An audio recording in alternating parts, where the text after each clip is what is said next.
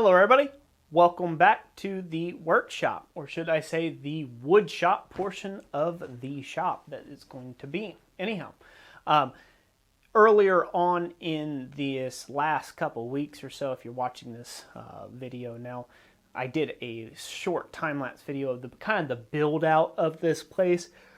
Hey, man, tired, need to get some rest. It's been a lot of work.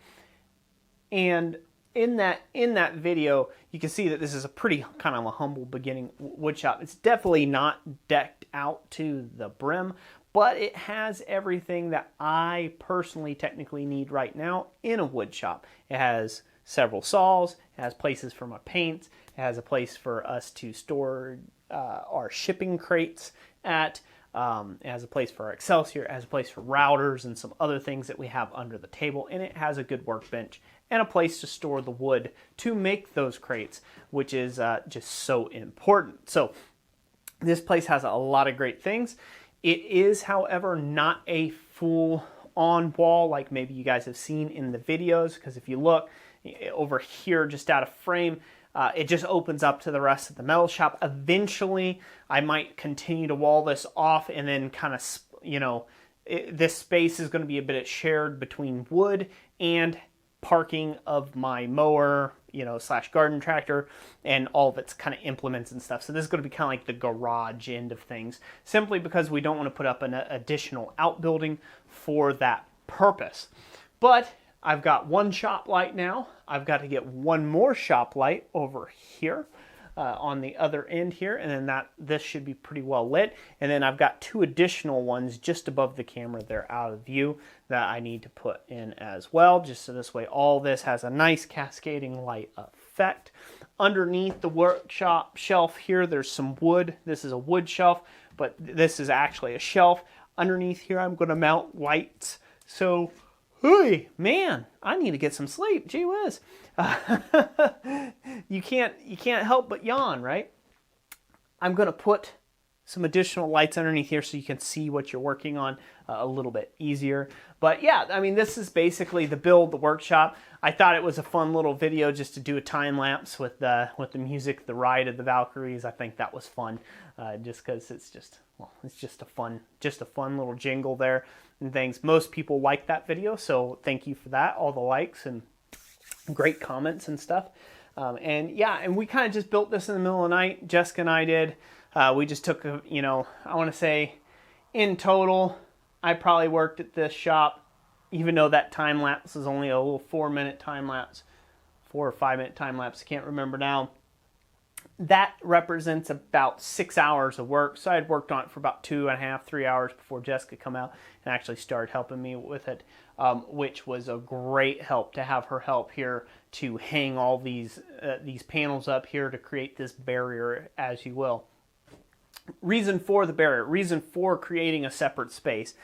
Obviously, the first thing that comes to mind, the reason for creating a separate space in here, is the fact that wood dust and metal arc doesn't mix. They don't mesh together. That's the reason why I will eventually continue the wall on across here, and there'll be a door to come into this section here.